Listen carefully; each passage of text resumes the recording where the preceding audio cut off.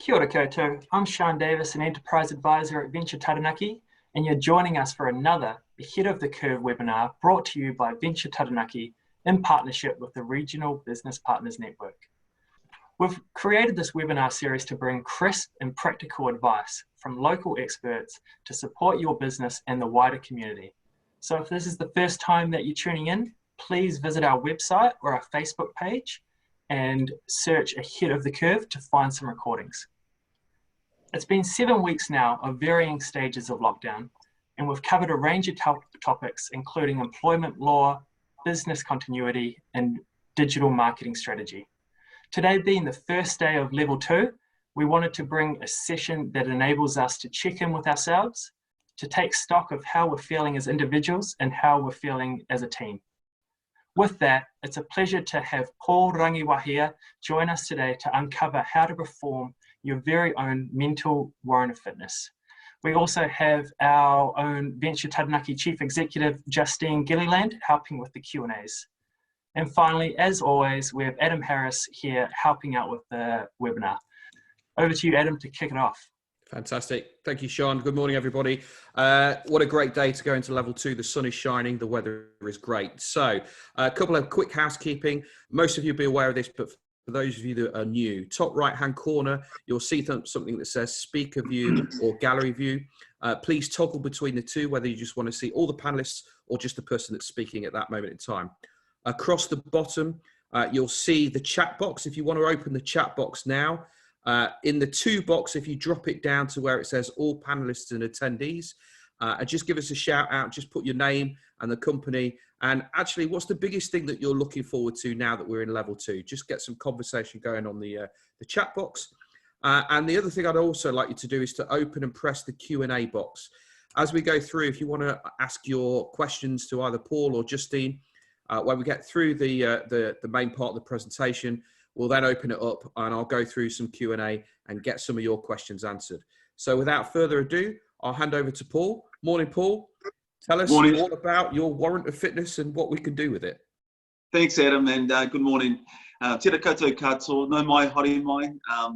It's great to be part of this excellent initiative, and as you know, and those of you who know my work, wellness is really important to me, and something that I am very passionate about sharing, because I've found in my own life, when I'm in a really good headspace, when I'm feeling really connected with my emotions, I'm so more productive, and I'm so much of a better person to be around, and I can influence and contribute in so many better ways. And today's about sharing some tips with you, and what I wanted to break down today was 3 main parts. One was spring cleaning your mind. The second was the return to the tribe, which is part of what we're doing today in level 2. And number 3 is redefining success. How does the future look for us now, with COVID-19 in our lives?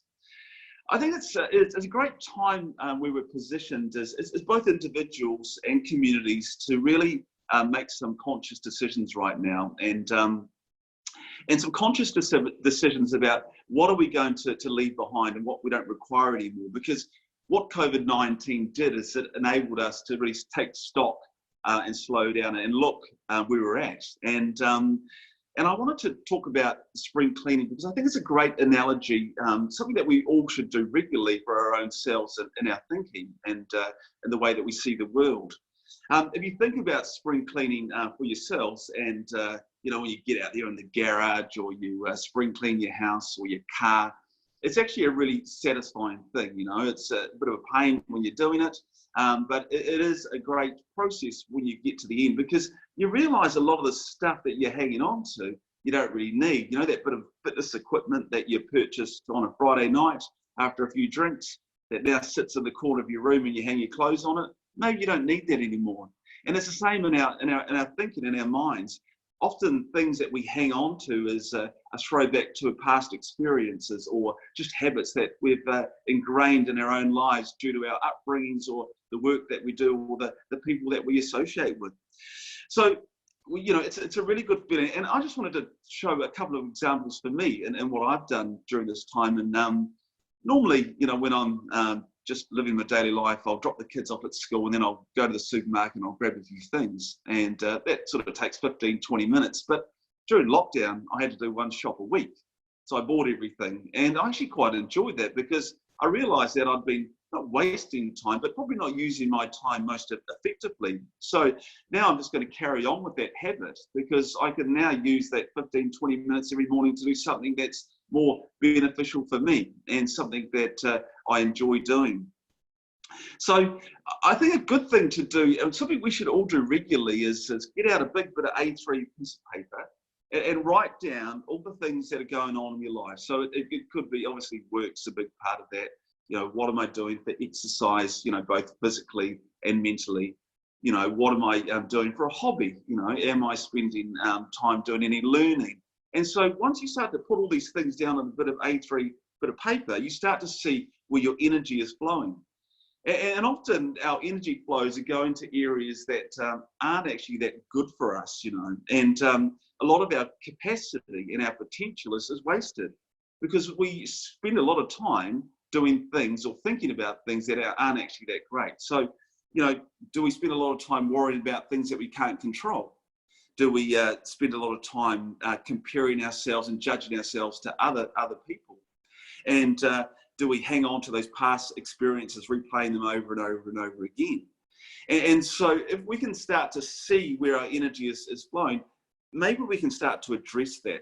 And I think of my own journey and having gone through, you know, some pretty tough times in recent times and in my past, I guess adopted the philosophy of minimalism, you know, so living with little. So in my own thinking, I realized that I don't need those things I talked about comparing and judging myself. You know, I'm happy with where I'm at. I'm happy with what I've got, and I don't feel like I live in a competition. So that doesn't occupy any space in my mind. And I'm all the time, I'm just trying to, I guess, get things more simpler so I've got more space in my mind, more clarity to do the things that I love, and that's to create. So when I do a lot of my teaching and mentoring, I always talk to people about their first aid kit because we've all got one. We have it as a birthright. We've all got the ability to access these things, which and everyone's first aid kit's different. But when I look at my first aid kit, what I've got in there and what I really focus on is, firstly, is nature. And I like to talk about nature because nature's such a important thing to me, and I think to all of us, because sometimes we'll get really trapped inside our own head and all we can see is our problems and the issues that are going on in our own lives. But when we go to nature, we have that sense of awe. We have that sense when we're in the ocean or in the bush that we're actually part of something little. Part of something big, and we're a little part of it. And whilst that doesn't change our problems, sometimes it just helps us to get a little bit of perspective. The other things that we have in our first aid kit is our breath. And often we forget the importance of breathing. And I like to every day focus on breathing. And I just do a simple technique. I breathe in 4 seconds and I breathe out 6 seconds. And I try to work on that and try to get that to around that 8 minutes a day. And I find for me, that's the perfect time. You'll know what works for you, and it will take a bit of time to get there. And as I get better at my breathing and work through that, I realize that when I'm in a moment of stress, all I need to go is to my first aid kit and I breathe. You know, and the difference between a good and a bad decision, between, you know, saying something nasty to your wife or your children or a colleague, can be as simple as 3 deep breaths. So don't forget that. And as I was saying, as you can develop and practice that and do it for, say, 8 minutes a day, try to throw in that visualization, start to, you know, think about what's going on in your head. You know, we can obviously do our meditation and reflection, but just try to get that clarity in your own mind. And I'm a creative person, so what I started to do was I imagined myself, I was sitting on a riverbank and I was watching all the thoughts of the day go past. And I was sitting there on the river, there was bush behind me, the birds are chirping and the sun was shining. So I created a nice spot. And I'd watch my thoughts of the day go through and I'd see the good things that I'd done and I'd see things that I wish I hadn't have done, or what I'd thought. And I'll take out the main things, and I'll sit them on the riverbank so I can see what I need to influence now. And the more I did that, it was a really great experience for me. And you can do lots of different things. You could do, for example, drafting stock. So you could imagine stock being in a yard, so sheep or beef, and you're drafting off the sick stock, the negative thoughts, and you're watching those stock go onto a truck, and those truck takes off the thoughts to negative town. Now, if we're in a bad space, the bloody things come back the next day, but it's about working through like a process where you can see what's, that you're working with. So the breathing helps to create that. And another thing that I used to do along the river is I'd do a session where I'd open the dam. And when I open the dam, that's all the things that I've been avoiding. And so opening the dam gets you to look at things like your past experiences, things that happened when you were young, or something that you were really finding it hard to address. And the good thing about that, opening the dam, is that it's quite a powerful visual in your own mind. And if you want to make those changes in your life, you need to really, work out what you're damming up, and if you can deal to those issues, life becomes so much better. Obviously, in our first aid kit, we've got things like exercise. At the moment, for me, I've realised that I've had more time, which has enabled me to do exercise, which has helped with my energy levels. And all of us on this call right now, none of us would let our phones go flat. We're always close to an energy source. So think of yourself like an energy source. Who can you plug in to keep your energy levels high?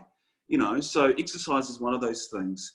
Talking and listening to your own internal dialogue is another thing. These are all free things.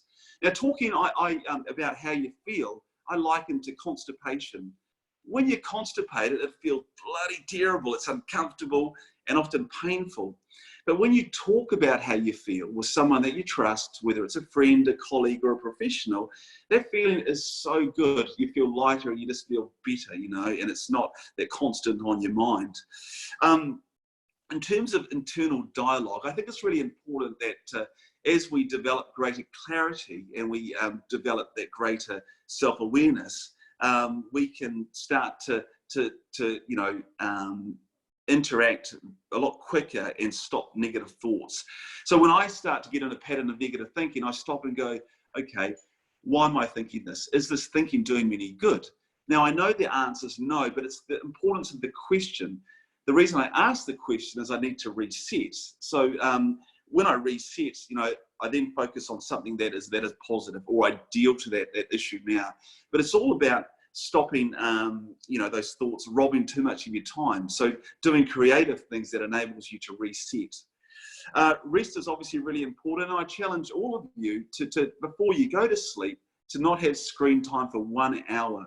And the more that I've done this, and the less time that I have that hour before bed, it sort of stretches to an hour and a half for me now, is that I rest a lot better, because often the things that we're checking now, we can deal with tomorrow. So why would we waste that precious time before our rest, and potentially make our sleep quite broken? The other thing that is in the first aid kit is gratitude. And gratitude for me is the platform, the foundation to make everything better, because at the moment it's easy to focus on what we haven't got and what we've lost.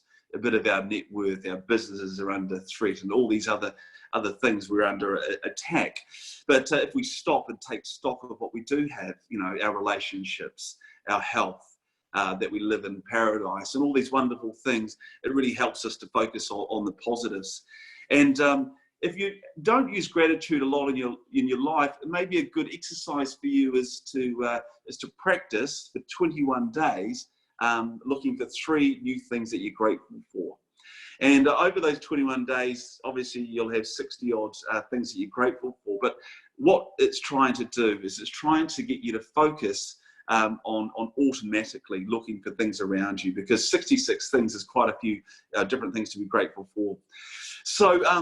So what I do is I like to look, wherever I am, for things that I realise that I'm very lucky for.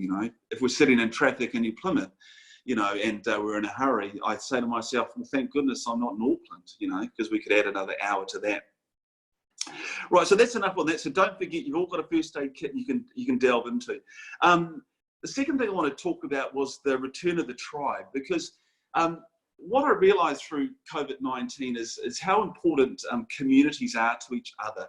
And if you haven't read this book, I would recommend you look at it. It's called Lost Connections, and the author is Johann Hari. And it's a great book around depression and anxiety. But in there, he talks about the importance of the tribal system. And if you think about the modern human, we're the first, I guess, age group that have stopped being a tribal system. So for the last 150 years, we've gone away from that. And if you look at the tribal system, how it used to work is that we belonged to something, so we all had a sense of belonging, we all had roles, and we all had things to look forward to, such as the seasons and the roles that we had within the tribe, whether it was catching fish, it was making kite, or whatever it may be. And we knew that we would be attacked by the neighbouring tribe every year or periodically, and we'd prepare for that. We'd have food stocks, and we would have weaponry, and we'd know that we'd have a fight every now and then. So we often had these things to look forward to, but we had this other thing which was really, really important, which was security. But now we've seen a massive shift away from the tribe, and we are now seeing a huge growth in anxiety and depression and suicide. So at the moment with COVID-19, one of the things that is going to cause a lot of stress and anxiety is an uncertain future. And so at the moment, our sense of belonging and belonging to the tribe is really, really important. So it's really important as leaders that we are able to communicate, even though we don't know ourselves what is happening, we're able to communicate both our vulnerabilities and what we see the future to be. Because when we don't know what's happening, we do feel very unsafe, and that can cause a lot of anxiety. So with COVID-19, I really found that the human factor is the glue that holds everything together. And our reactions to what is going on around us is just as contagious as the coronavirus. So even though we might be freaking out a bit inside, it's really important that we try to be measured in our outlook. But also, I think, and I'll talk about this soon, but that vulnerability is really an important piece right now, because if we're able to, say that, we haven't got it all together right now, that's okay, because this is the perfect time to do it, because collectively, we're all experiencing something that we haven't done before. And I just wanted to take you through an interesting little survey that JobAdder did. So JobAdder do software around recruitment, and they have offices over 4 countries, and they got 100 employees, and they asked them these questions, and 42% of the 100 had children at home during this time. So just a bit of context. But what they went through was that 80% of employees were looking forward to going back to work, either a little or a lot. So they'd missed that connection to the office. 90% of employees are experiencing positive benefits from working from home, and 56% said they're getting more exercise. 78% said they get more done, and 45% are eating healthier. 37% have started working on a hobby, and 57% are working better with colleagues.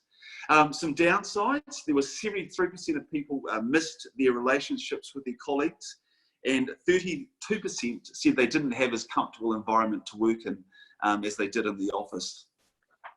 A further 22% were experiencing some loneliness, and 13% admitted to having mental health issues. So that was probably a little bit higher.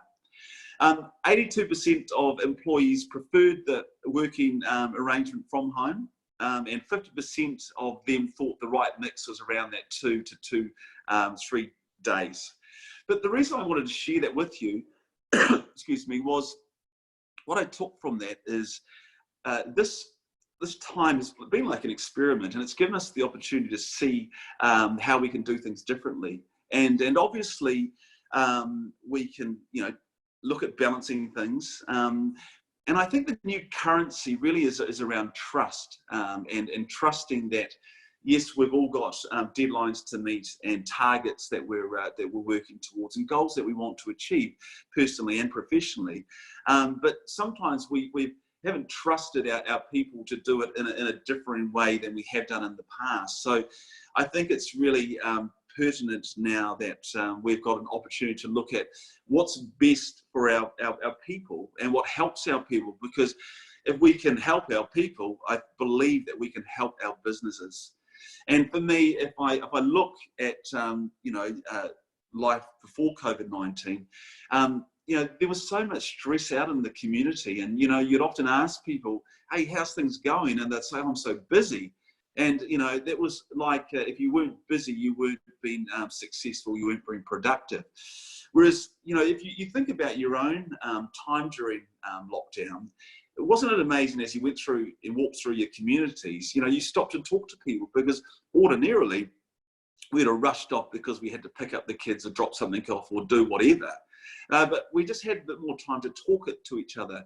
And all of a sudden the tribe, we started to reconnect with the tribe. And I hope that we don't lose that, because for me, that's one of the biggest things that I really try to push now, is the importance of community. And with my work and what I do is I like to use art and a more relaxed style of talking about the things that we're all dealing with, and that's our emotional health.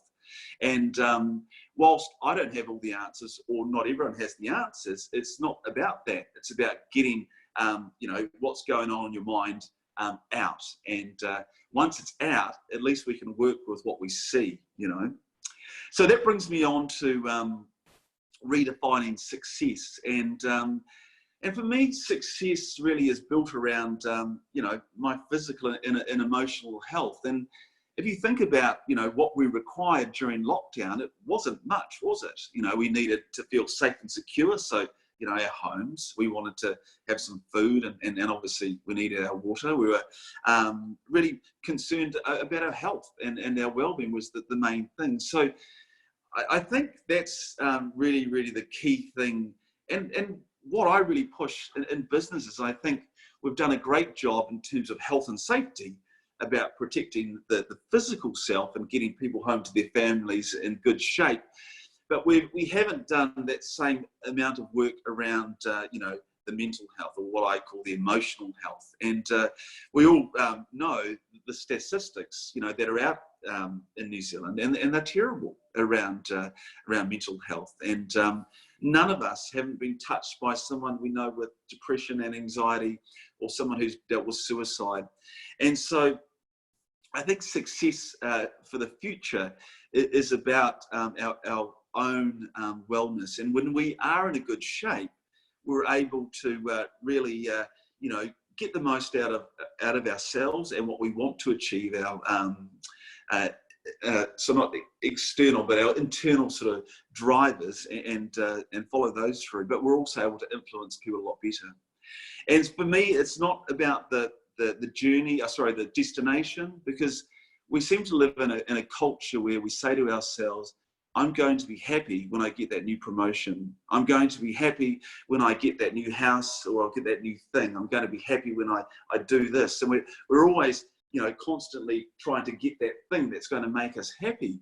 But what we do is when we get there, we realize that there's a bigger home or a better job that we need to do. We neglect the journey along the way. So my challenge to you today is think about, your journey, and what can you do to make it a quality journey, So how can you spring clean your mind and reallocate your time to do the things that are going to bring you greater chances of success? You might have heard of the term not negotiables. What are those things that you don't negotiate with, you do every day that, it's got a greater chance of bringing you success? So is it your exercise, Is it having that special time with your family and eating dinner together? Whatever it is, it's great if you can really embed in your life, because we're very guilty of doing all the work first and the busy stuff, and neglecting the things that provide us the balance and make the journey a quality journey. So I spoke about not letting your phone go flat, your energy levels and your self-awareness, but I just want to really now just touch on being vulnerable, because it's something we've really struggled with in New Zealand. And a lot of that goes back to our cultural makeup. You know, we're a young country, and we have a British influence, and that's quite a conservative influence. And if you think about, you know, how young our country is, in that time, we've been through a lot, you know. So people came here to make a better life for themselves. And so when you have to build a nation and construct roads and all those things, it takes a lot of effort. So, you know, there wasn't time to feel sorry for yourself. So there was that culture about we deal with things in-house, and we put it under the carpet, sweep it under the carpet, we put it in the cupboard and we leave it there. You know, we don't deal with things in public. And then along the way, we had a number of world wars, and we went through some huge changes, you know, in this short period of time. And for example, the people who came back from war dealt with some terrible things and saw some horrendous things. And they didn't deal with those things either. They bottled them up. And those people became the leaders of commerce and health and education and things like that. So there was a real culture that we don't talk about things. And I remember I was doing a talk, and at the end of that talk, someone came up to them and they said that they were involved in the Erebus recovery of the bodies. And they said to, this person said to me, she said, we were offered counselling at that time, and a few of us took it up.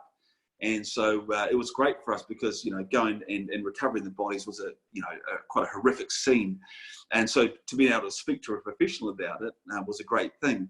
But what they found is that when they went for the next promotion or the next job interview, there was a black mark against them to say that they were weak.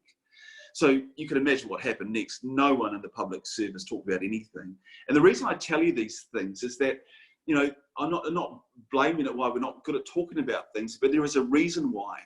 So we need to crack that open, and we need to challenge organisations that we're a part of about being a little bit more vulnerable. Because for me, and going through, you know, some tough challenges in my life, the biggest personal growth was for when I was able to say to a friend, a colleague, or to a professional, was that, you know, I'm not good, you know, I'm not feeling good, and this is the reason why. You know, this happened to me when I was a young person, this happened to me, you know, just recently with my business, just whatever it is.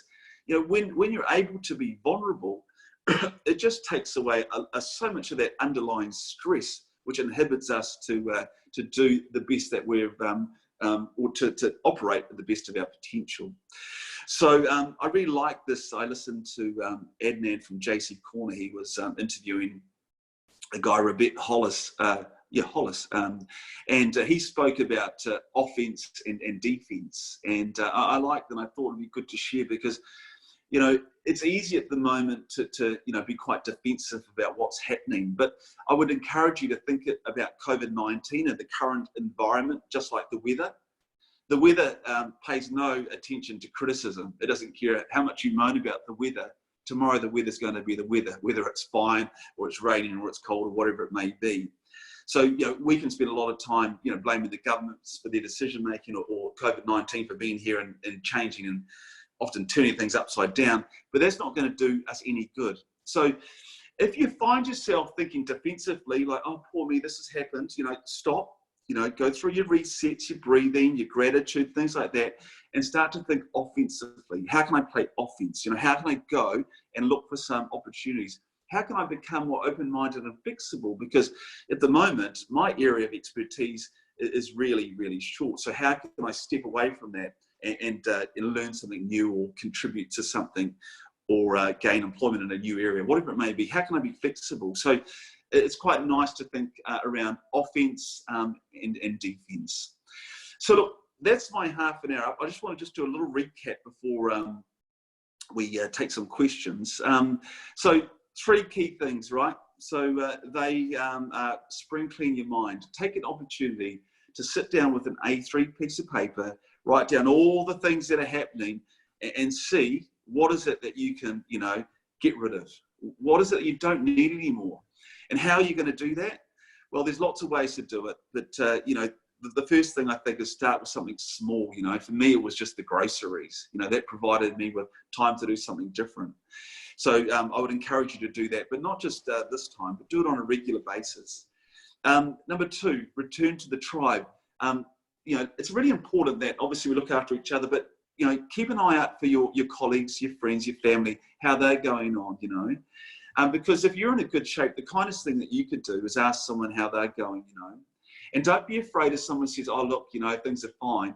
You've got to trust your gut on this one. If it feels like it's not fine, you know, find another way to ask, you know. Because for me, I would rather ask and get it wrong and be embarrassed than not ask and someone suffer in silence, you know. So it's easy to avoid someone who looks on the surface to have everything together, but if we're connected and we've, you know, got a good feeling within ourselves and we trust our instinct, maybe then we can you know, really ask someone how else they're going. And redefining success. Well, you know, success is what you want it to be, obviously, but for me, I know that if I am in a great place within my mind, if I've got that clarity, if I'm not holding on to unnecessary worry or thinking about things that I can't control, if I've you know, got rid of the noise, you know, for me it's an exciting place to be, because I can create and I can influence and I can just enjoy life around me, because I'm in the moment, you know, and I'm present and available. So I hope that helps.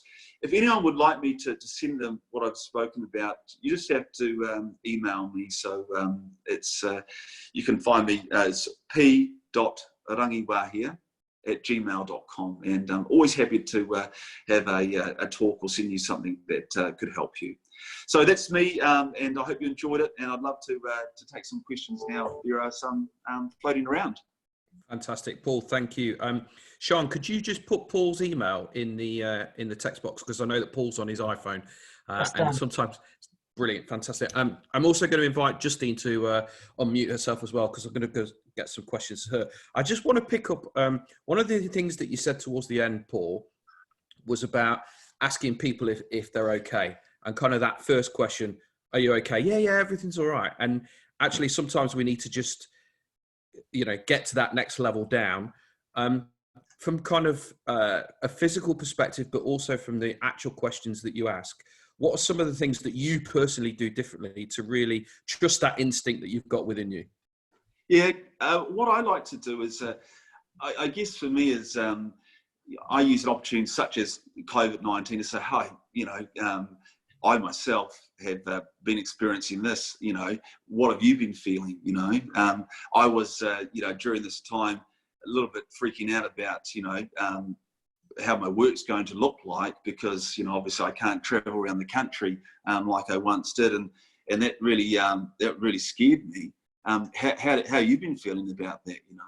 So I try to use myself often as an introduction, you know, at first, and to say, look, I haven't got my own stuff together, because, you know, I've been through, you know, like liquidation. I went into, you know, voluntary bankruptcy about 6-7 years ago. So, you know, when people say to me, oh, look, I'm worried about the thing, the future, I say, well, I would be too. You know, I would be worried about the future, because, you know, it is frightening. So that's normal, you know, and it's good to have that empathy. So, yeah, if you can use examples from yourself and then give them the opportunity to feel comfortable because you're talking about it, hopefully that will help. Does that make sense? Yeah, absolutely. Justine, could I come to you then? Pretty much the same question. How do you as a leader kind of, you trust your instincts and get a little bit underneath, but actually how have you had to adapt and change during this period? So I think for me, I come back to some core principles that I kind of put in place for myself when I was running the Royal Commission of Inquiry into the building failures after the Christchurch earthquakes. So that was a role that, you know, could really have absorbed my entire life if I had let it, and a lot of tragedy to deal with, and bereaved family members who were searching for answers. And so in those circumstances, for me, it was really important that I did some of those things that Paul has talked about putting in place structure in my life, about making sure I always have time to do the things that are important to me, that I know help kind of preserve my mental health. And I think through this period, I've tried to do that, stick with it again. So stick with the things that I know help me feel grounded. And then if I'm in that space, then regardless of the circumstances, whether it's, whether we're having to deal with shutting down our office whilst trying to provide support to all of the people out there who are so challenged at the moment and need our team to be able to come in and help them, then I'm better placed. Because if I didn't have those things in place for myself, then as a leader, that's clearly not going to be very good for my team. And then it's about, sharing some of those things with the team. And I guess, as Paul talked about, you don't have all the answers, but you can share an experience or connect people with other people who have been through a similar experience. So that's often what I've also done in the past, is where I've know someone is struggling with something. I know another person who has previously struggled with that, and connecting the two people together so they can help each other. Yeah, and Paul, I'm sure you've seen a lot of the Brené Brown stuff. That's what she often talks about, is don't save people, just have that level of empathy, make sure that people kind of understand, and from that perspective. Just coming to some of the questions that have come through. So for me, returning to normal is a return to a more stressful situation. As doing lockdown, I've been able to focus and achieve more work. Any tips for maintaining focus with moving back into a less peaceful workspace? Yeah, I think what Julia's saying, it's about having those things that work for you. So when you're at home, you probably enjoyed, taking some time out to go for a walk or whatever it may be. So, how are you going to do that now that you're back into, how things once were, which was a busy lifestyle? Well, I think firstly is if you have an open, the ability to be open at work, maybe it's suggesting things that you could do, talk about that work well at home. Is it asking, can I have some of that balance and do some work from home? But if those things don't happen, I think it's sticking to that discipline of saying, okay, I need to do my exercise, because it's good. I need to do my reflective time, or I need to do whatever it is to do that. I think, find out what is your not negotiables, and as best you can, stick to those things, because it's easy to creep back into old habits, and all of a sudden you're back to where you were, before this all happened. So this is a good time to really embed some of the healthy things that you did when you were locked down. Justine, do you think that the flexibility and the work-life environment is going to change? And picking up on Paul's point with regards to the non-negotiables, what do you think the non-negotiables are going to be for the employers, and then potentially now for the employees? I think the thing is, for me, is that this is there isn't kind of a one size fits all. So it's about the individual person and the individual organisation and their role within that organisation. So people have different roles within organisations, and some may be more able to work from home, others might need less able to do that. I think that for me, it's a little bit some of the things that Paul was saying. I think about what are the things that you found beneficial about working from home, and if you are not able to do that for whatever reason, then what are some of those things that you could bring into the workplace? So was it that you had fewer interruptions or something like that? Maybe there's something you can do where you agree with your colleagues. Look, if I've got my plant up on my shelf, or I've got a red flag up, that means please don't disturb me because I'm trying to have some mental peaceful time. Things like that. So think a little bit outside the box about what you might be able to do to put those practices in place. But obviously, the first thing to do is have a conversation with the employer about what they are comfortable with, what they might be able to do. I know that at VT we have a flexibility policy, so we do have a whole range of different things that people can look to do. We also, though, ask that people consider not only themselves, but actually also what's the impact on their colleagues or team members. So if someone is working from home and perhaps less available, does that mean that someone else in the team has to pick something up?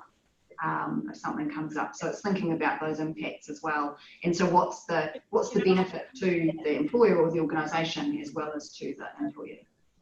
And that was something that came up from the webinar with Baker Tilly that we did earlier in the week, which was around, actually the most important thing is to have the conversation, to get it on the table. And especially at this moment in time, you know, a lot of people will be now potentially sitting in their office for this first time, or potentially going back next week. And actually now is the time to have that recalibration and understanding as to, you know, what is the new normal. Paul, what advice can you give to respond to someone who has shown vulnerability and opened up? Our cultural response is also not to talk about it.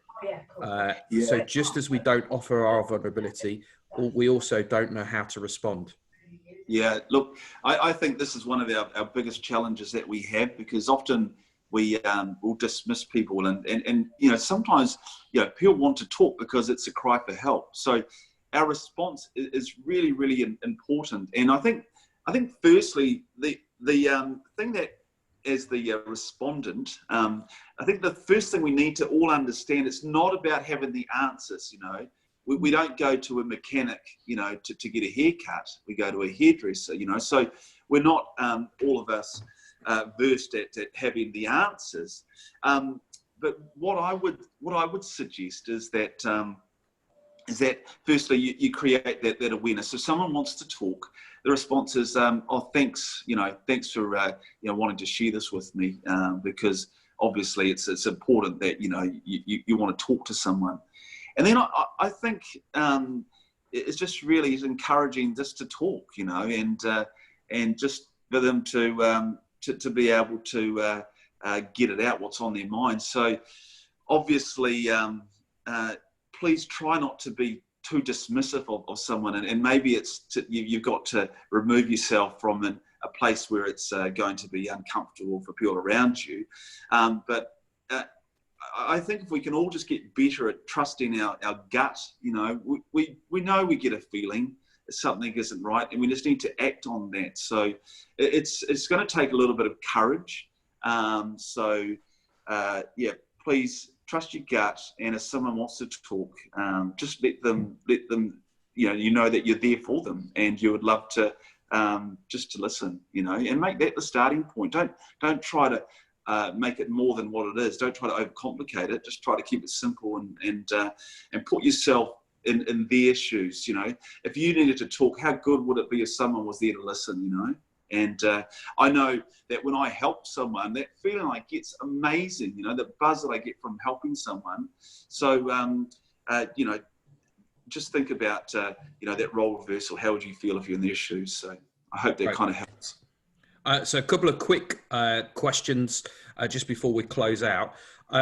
Paul, what's the one or two things that you do from a daily routine perspective that are your non-negotiables? Yep. So the first one for me is really about having that time to just reflect. You know, so I find that breathing part of it. It's only 8 minutes of my day, but it's where I get that clarity from that 8 minutes of meditation, reflection. Call it what you will. From there, I'm just able to let everything settle down, and let just the important things I need to focus on. And then so what I do after that exercise is then I get my piece of paper, I write down the key things that I want to influence, you know, and then I make my list for the day. And it's never a big list, you know. I'm not trying to achieve everything in that day, but for me that's getting the clarity. And then the second thing that I like to do is I like to do some exercise, you know, whether it's just go for a walk in the park or go for a run. And I don't put a time limit on it. You know, it's not about doing it for an hour or doing it for half an hour. I just make that discipline every day just to do something. So it might just be, instead of getting in the car to go to the supermarket, I'll walk there. Because what I find in that time when I'm doing that is I get time just to do my thinking time, you know, and able to think about that thing I want to achieve, you know. So if I do those two things, you know, generally I'm pretty good. But I'll just chuck in one last thing is I've got better at is that no screen time before I go to sleep. So I'm trying to get a minimum of an hour of no screen time. And what I've discovered is I've gone back to doing more painting. So that's another creative, you know, a benefit that I've got from it. So those are 3 things I'm really working hard on: quiet time, bit of exercise, and some, you know, that no screen time before I sleep. Fantastic. I'm going to squeeze one last question. I'm going to come to you first, Justine. Having learned from the lockdown, what's the one thing that you're now going to continue doing? Oh, it's a tricky one. I actually don't know. Yeah, but there is one kind of specific thing. Probably, I mean, there's some practical things, like as Venture Taranaki, we're going to run a whole lot more of these webinars because we know how to do it now, so we don't have to do in-person workshops and briefings like we've tended to do in the past. So I mean, that's one thing. Cool. There are so many in a way. Yeah. Fantastic. Paul, what's the one thing for you?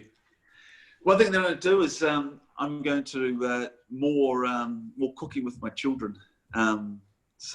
Yeah, it's been great because if I can upskill them more, which I have done on the lockdown, less cooking for me. So yeah, and it's good time, you know. It's passing on those skills.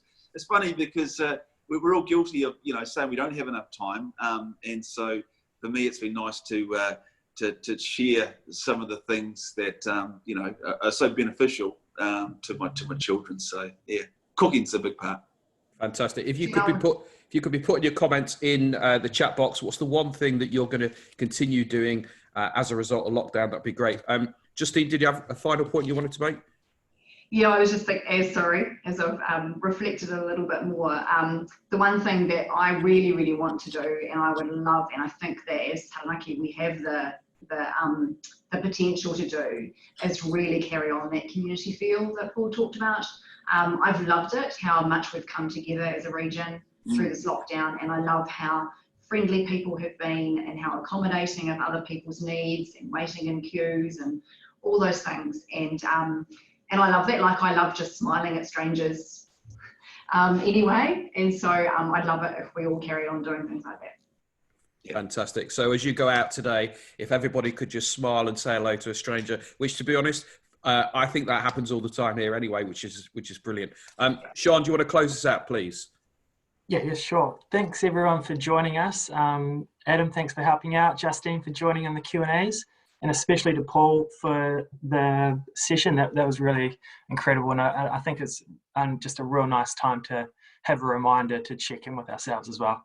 I'm definitely going to be sharing that this recording with my friends and family.